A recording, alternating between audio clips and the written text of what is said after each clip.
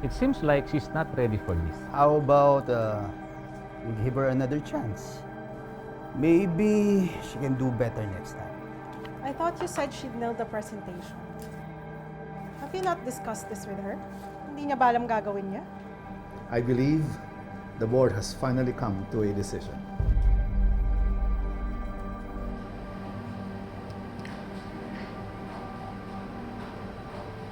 We have chosen the new marketing head of this company. Congratulations! Blythe Mercado!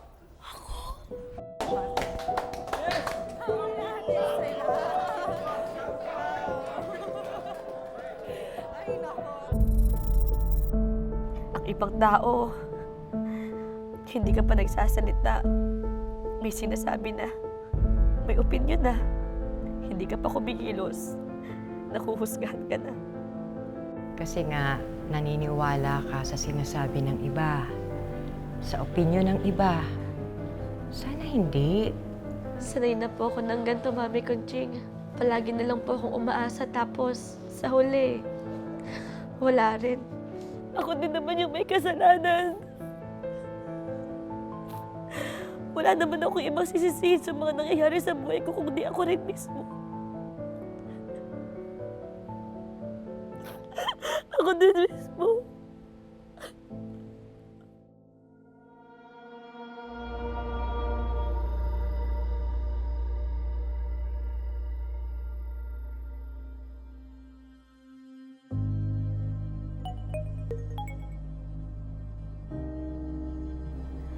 You've been with this company for a long time, and yet I haven't seen any sign that you're interested in helping it grow. Resigning rather than having me recommend your dismissal from this company would be better. Think about it.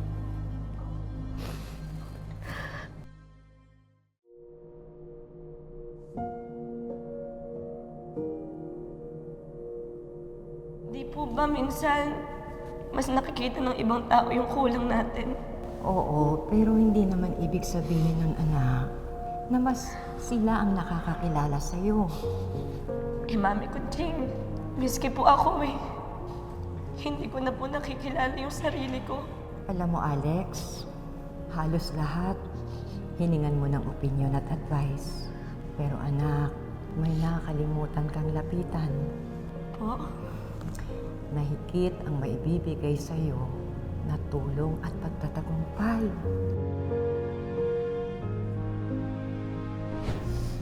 Lagi ko po kasing inaalala na baka ano na lang po yung sasabihin ng iba.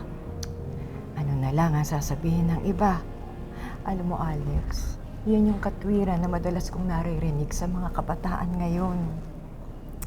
Ang sumira sa napakaraming magagandang pangarap sa mundo. Ang buhay, iha, ay hindi nakasalalay sa opinyon ng ibang tao.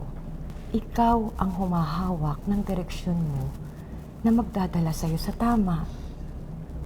Pero paano yung sarili mong gusto na tama?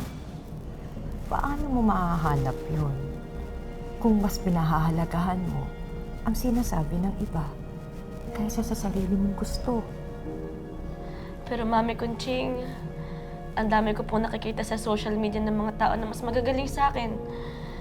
Pakiramdam ko po, hindi po ako karapat-dapat. Alam mo, Alex, ang social media ay hindi nagbibigay ng buong larawan. Lahat tayo may kanya-kanyang struggles at kahinaan. Ang importante ay paniwalaan mo ang alam mong tama at ang mga kakayahan mo. May sapat kang self-confidence. Paano po ba ako magkakaroon ng tiwala sa sarili ko? Alex, ang tiwala ay nagsisimula sa pagkilala ng iyong mga strengths and weaknesses. Hindi sa impluwensya ng ibang tao.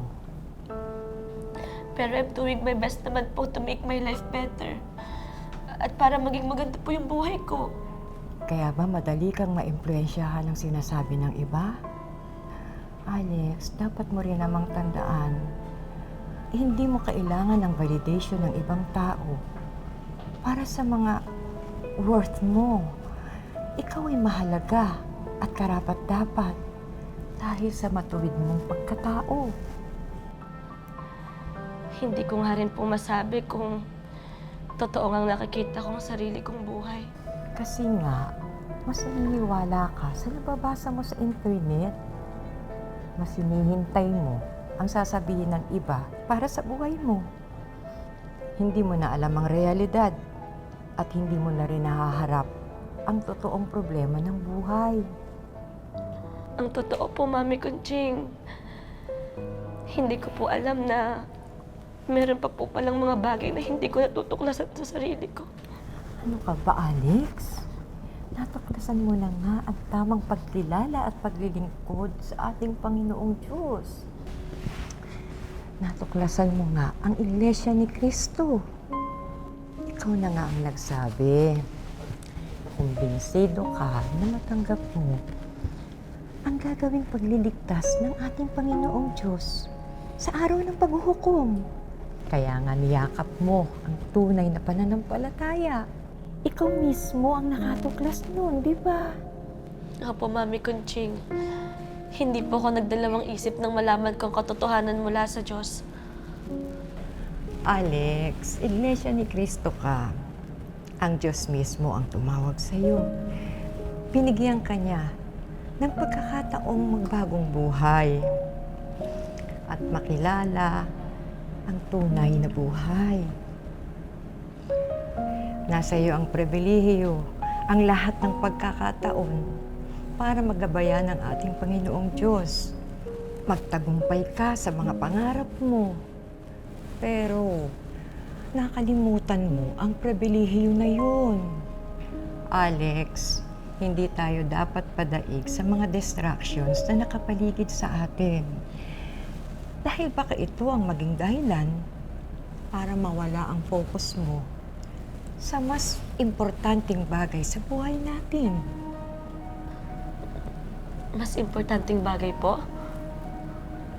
Oo, ang paglilingkod sa ating Panginoong Diyos. Hindi naman natin maiiwasan ang mga problema, ang pag-aalala, at ang pagkabalisa sa buhay natin. Dahil talaga namang hindi na mabuti ang mundo.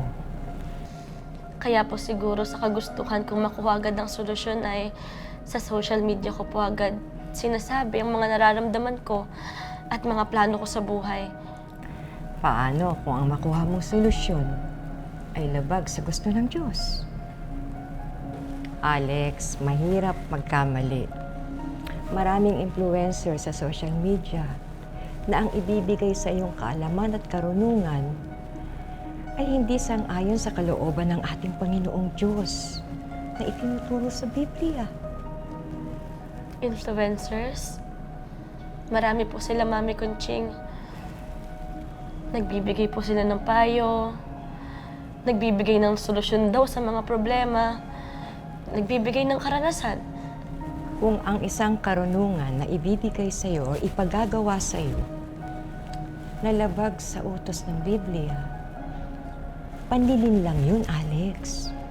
Dapat maging matalino tayo. Baka madaya tayo. Maraming taktik kasi Satanas. Marami siyang kinakasangkapan. Ano po ang dapat gawin, Mami Conching? Dapat lumapit ka sa Diyos. Hindi sa iba. Hindi sa social media. Hindi sa maling impluwensya ng ibang tao. Alex, sana hindi ka padaig. Sana mas magtiwala ka sa magagawa ng Diyos. Nasa iyo na ang lahat ng pagkakataon para manalangin, humingi ng saklolo at humingi ng tulong sa ating Panginoong Diyos. Huwag mong sayangin ang karapatan mo na yun na tumawag at manalangin sa Diyos. Kung kailangan mo ng validation, dapat mula sa Diyos.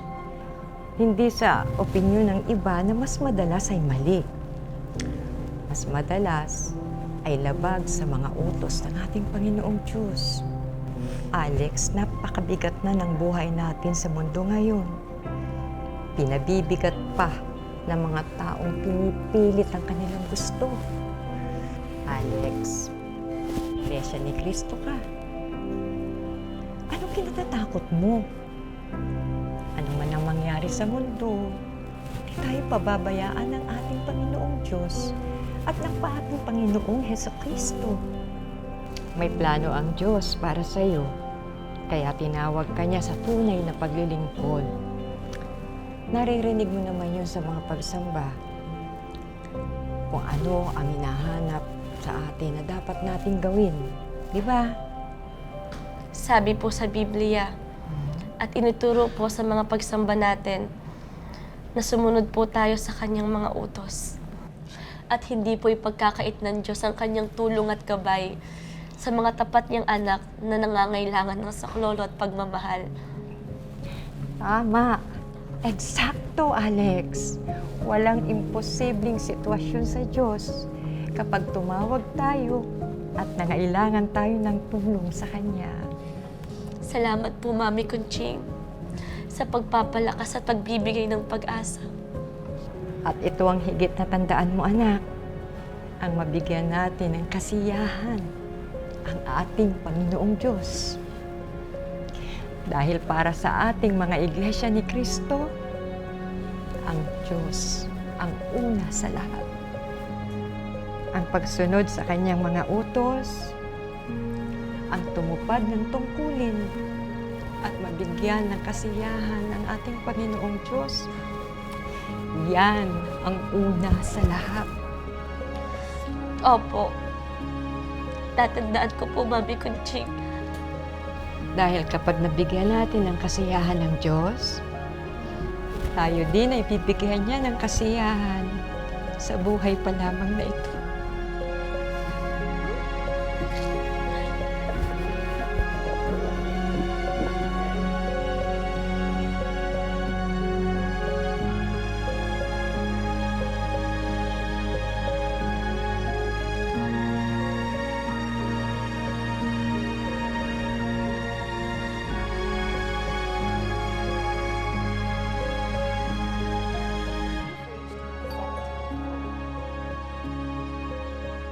Maging matatag lang tayo. Maging matapang.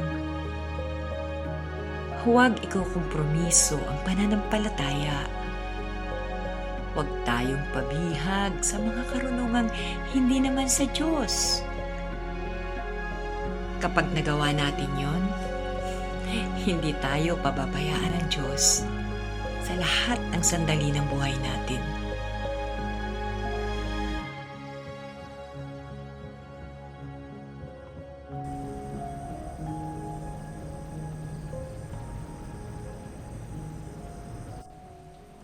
Bakit ba ganito yung mga financial statements? Gulo-gulo? Ano bang mali ko dyan? Ikaw ang gumagawa niyan. Busy ka. Busy din ako. Ano ang gagawin mo dyan? At sa'yo naka-assign yan. Hindi nga magtali. O kaya nga anong dapat mong gawin pag hindi nagtali? Tulungan mo nga ako. Paano ko nga gagawin yun? Tanong ng tanong. Mag-isip ka. Nasa iyo na ang lahat ng pagkakataon para manalangin, humingi ng saklolo at humingi ng tulong sa ating Panginoong Diyos. Huwag mong sayangin ang karapatan mo na yun na tumawag at manalangin sa Diyos.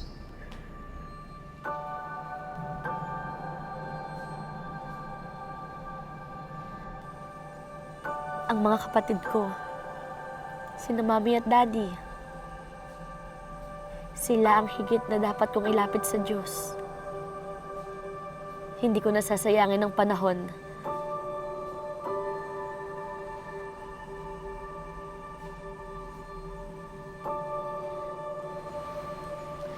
Althea, Aaron, may meeting tayo. Ha? Anong meeting, ate? Usap tayo. Anong pag-uusapan natin, ate? Hay nako, wala nang maraming tanong. Basta importante to. Kailangan nating maging masaya. Yung masayang masaya.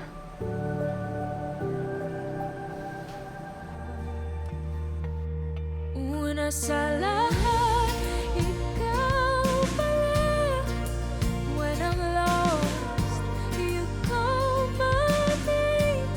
Sa bawat sablay, sa bawat duda, your love remains the same. Oh, Alex! What are you doing right now? Gusto mo kausapin si Blythe? Ay, Ma'am Blythe pala. Para bigyan ka ng task. Para may pagkaabalaan ka naman. Ang mga anak ko, hindi kami pumayag ng daddy nila na hindi sila maturuan na maging mapagpasalamat at laging magbigay ng kasiyahan sa Diyos. Ang swerte naman po ng mga anak nyo. May magulang po silang kagaya nyo. Lalo na yung bunso kong si Percy. Napakabait na anak. Bata pa lang yun, alam na niya kung ano ang gusto niya sa buhay. At alam din niyang may plano ang Diyos para sa kanya. Sana ganyan din po ako.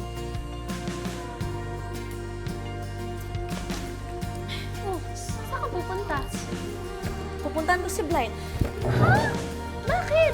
Alex! O anong balak mo kay Blythe? Alex! Hoy! Alex!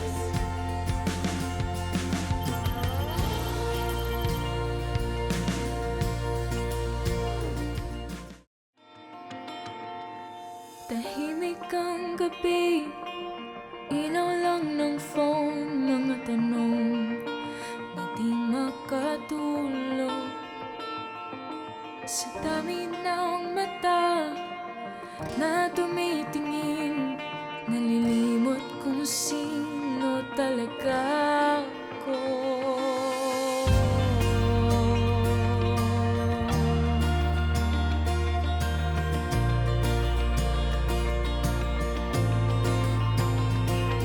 Pinipili ang damdamin sa comments at likes. Nahanap ang tama sa mundo ng swipe.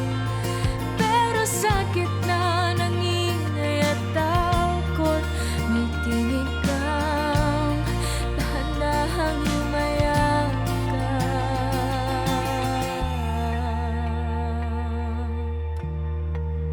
Una sa lahat,